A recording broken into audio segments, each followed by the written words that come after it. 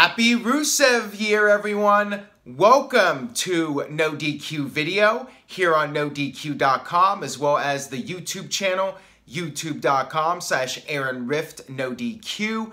It's a brand new year, which means a slightly new look for NoDQ video, a few other minor changes. One of those changes is that there's a new hashtag for sending in questions.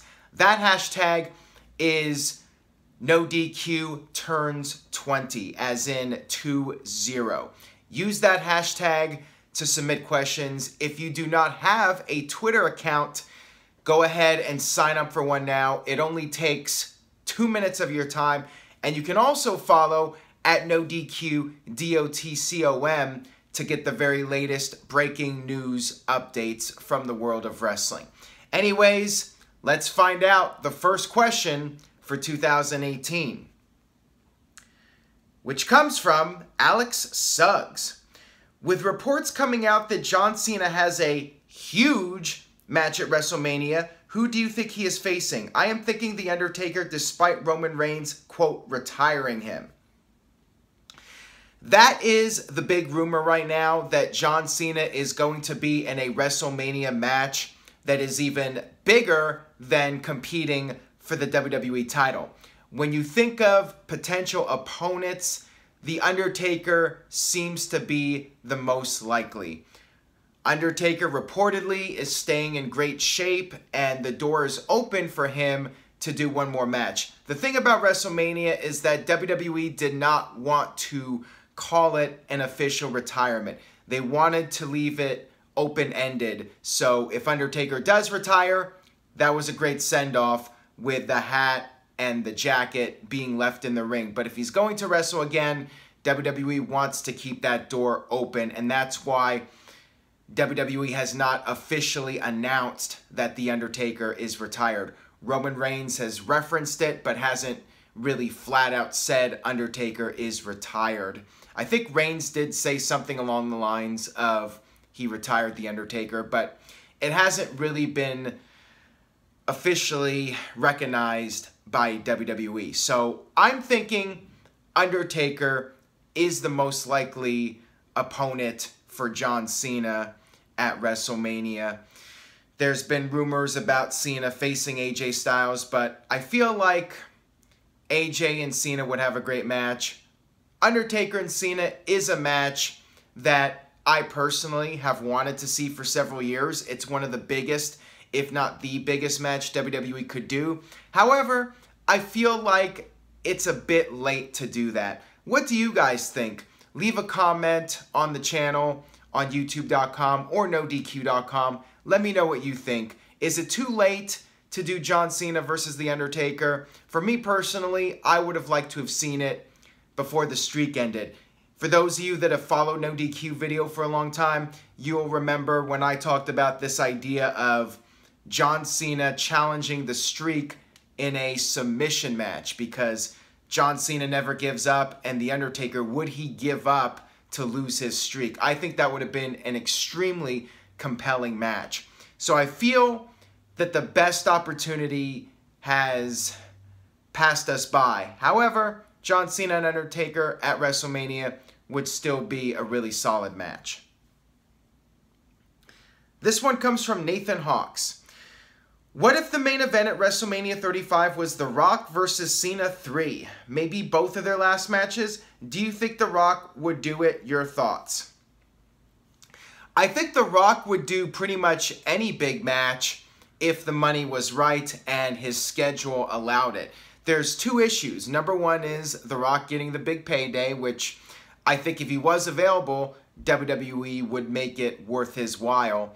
But The Rock has to take into consideration his Hollywood career and the fact that if he gets in a ring and gets hurt, that's a liability to the movie studios. That's millions of dollars that the studios could be losing.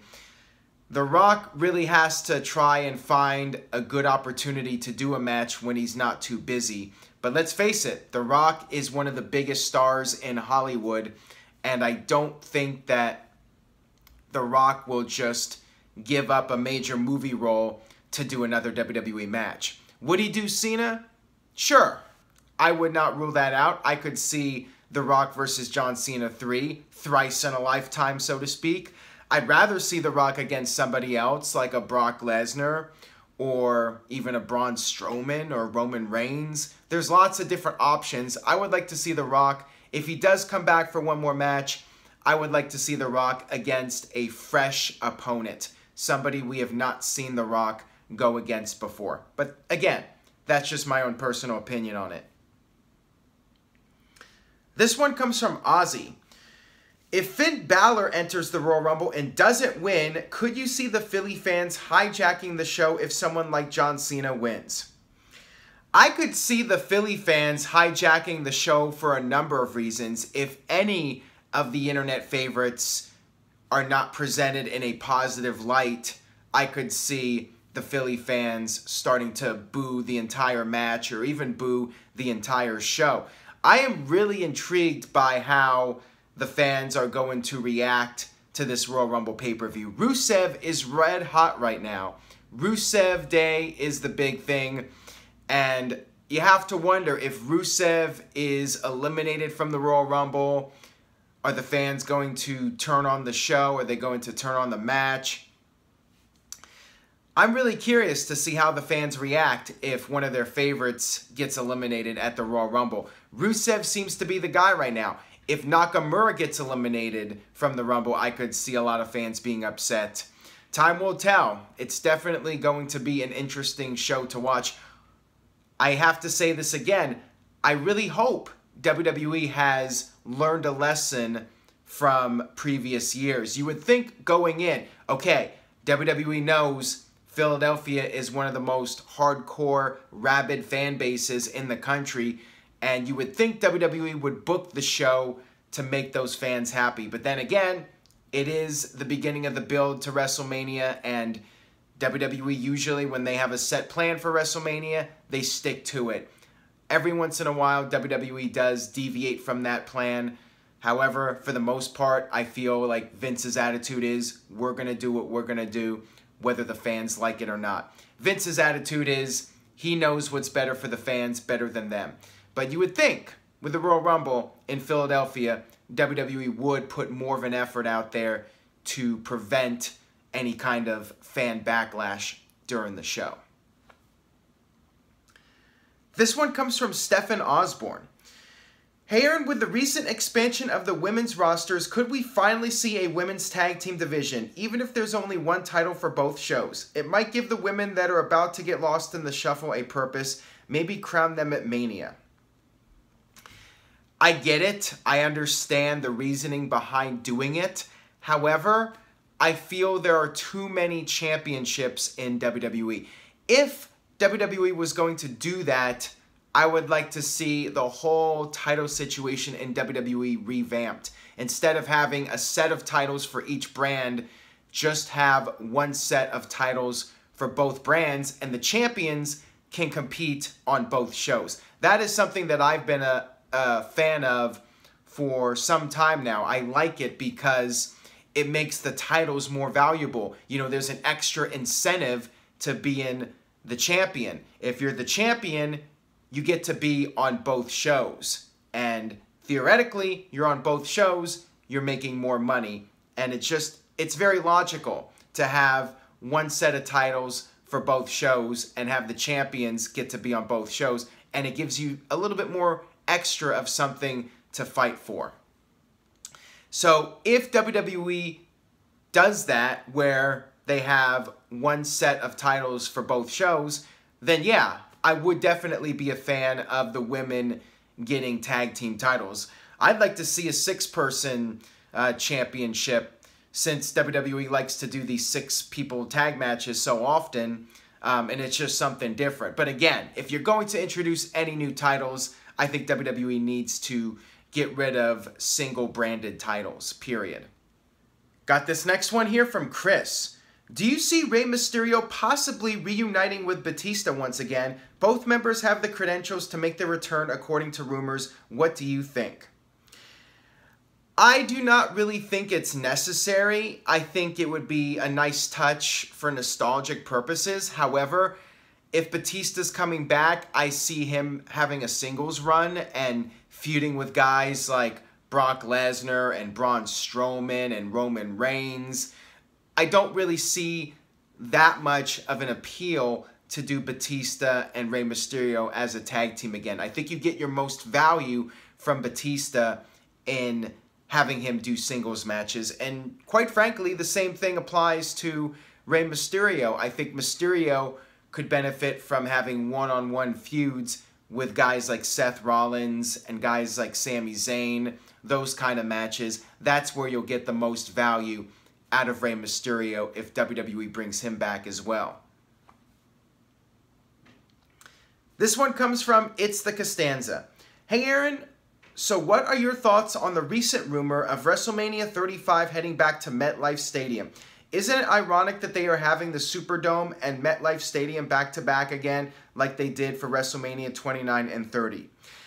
I have not heard anything officially that WrestleMania is going to be there. I have heard the rumors, though, that WWE is looking to return to the Northeast for WrestleMania. I could definitely see that happening fairly soon. If it does happen for WrestleMania 35, it would be quite the coincidence, being back-to-back just like WrestleMania 29 and 30 were in New York and New Orleans, and for 34, it would be New Orleans, and then 35 would be New York again. I should say New Jersey. Whatever. New York, New Jersey. I would like to see WrestleMania on the West Coast. I've said this before. I think I need to stress it a little bit more. I would like to see WrestleMania back in LA or Vegas or the Pacific Northwest. LA, I could definitely see happening fairly soon. Once that new Rams stadium is finished, and when the Raiders stadium is finished in Las Vegas, I could see WrestleMania being there. So I think the western part of the country will be getting some WrestleMania soon. It's just a matter of being patient. But yeah, as a person on the West Coast, it does get a little bit frustrating when WWE does Northeast and then Southeast and then Texas and then Northeast again, and that sort of pattern. We did have WrestleMania 31 in Santa Clara / San Jose / San Francisco, again, whatever you want to refer to it as. So yeah, it's just a matter of being patient. Got this one here from Dave Lesnar. I was watching Eddie Guerrero's heel work in 2005. Do you think that would have reinvented his career for a few more years if he did not pass away? Batista said he was going to drop the belt to Eddie in late 2005. And what did you think of his heel theme song? I thought the heel theme song was okay, but I feel like Eddie Guerrero's biggest value was as a babyface character. The fans loved the guy. I don't know how much more of a future Eddie Guerrero had in wrestling. I feel like if he had lived, his body was still breaking down. I think he would have had maybe 3 or 4 more years and then would have either gone to TNA or just retired and transitioned into a behind-the-scenes role in WWE. I could have seen him as the world champion one more time in 2006, but I think after that, 2007, 2008, if he had lived, his career would have started to wind down. And it's one of those what-if questions where you really don't know, because Guerrero's body was broken down. You know, the business took a physical toll on him, and if he had lived, how long would have he stayed in wrestling? He might have gotten injured and had to retire. You just don't know. This one comes from Kyle Allen.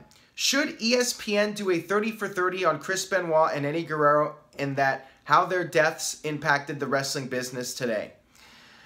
I think it would be really interesting. The question is, will ESPN want to tackle such a controversial matter as Chris Benoit? I think with all the information coming out about CTE, I think it would be really informative to do something like that and make people more knowledgeable about what was going on with Chris Benoit's brain. I think it would be fascinating and might paint his whole situation in a different light. Not trying to say that they should try and make an excuse for what he did. There's no excuse for what he did. It was a terrible thing that happened. However, it did happen. People cannot ignore it. it was history, and I think it's important to learn about what happened with Benoit, what happened with his brain, and I think it would be really fascinating. Same thing with Guerrero, and we are seeing positive change in WWE with the wellness policy and people being healthier. Guys like Daniel Bryan not being allowed to wrestle when there's any doubt about his health. I think it would be an interesting documentary to look at the darker side of wrestling and the toll, the physical and mental toll that it has taken on countless performers over the years. So I think ESPN should do something like that and you know, revisit all that stuff now that we know more information about CTE and concussions and the impact that the wrestling business has had on performers. Got this one here from Matthew. Hey Aaron, happy day of the Rusev. Thank you for that. Everybody talks about how great the Attitude Era was, and I agree. But all everybody talks about is the good. What I want to know is, what are some of the bad things about that era? I actually did do a video recently with the NoDQ panel covering this very topic. Go ahead and do a search, NoDQ panel Attitude Era. You should find that video. It was about 45 to 50 minutes long. We did cover a lot of the topics about what was bad about the Attitude Era. Just to sum it up, there were some things that perhaps went too over the line, too controversial, too offensive. Looking back, I wonder how WWE got away with that stuff. Somehow they managed. Today, I don't think WWE would get away with a lot of that stuff from the Attitude Era. And I have mixed feelings about it. I feel, on one hand, you should not be malicious when it comes to insulting people for their race or religion or anything like that. On the other hand, I also feel that wrestling is storytelling, and when you have people portraying fictional characters, you should be able to push the envelope a bit with these characters and not risk people coming down on you because you're telling a fictional story that doesn't represent real life. So I do have mixed feelings about it. I feel it is a balancing act where you have to try and push the envelope, but at the same time, don't go over that line to the point where it's malicious and hurtful to a group of people out there. Got this one here from Larby. Would you like to see a confrontation between all of the members of Absolution and Riot Squad at the Royal Rumble? Personally, as a viewer, I have little to no interest in it. Now, with that being said, I would be shocked if WWE doesn't have some sort of confrontation between the two sides. The Royal Rumble is one of those few shows where we get to see Raw and SmackDown talent interact with each other, and I think there will be, at the very least, maybe something backstage where they'll do a little promo hyping up the match. You'll have Absolution, excuse me, talking about the match, and then the Riot Squad will show up. They'll have a little stare down, and maybe there'll be some sort of interaction in the Rumble match. I could definitely see it happening, but to answer your question, I personally am not very emotionally invested in either group, and I really don't care that much. That'll wrap it up for the first NoDQ video of 2018. Thank you all for watching. I appreciate your viewership and support. Leave a comment. Let me know what you thought about the video. Please spread the word. Tell a friend about NoDQ video. Share this video on social media. And I will see you guys next time for another edition of NoDQ video.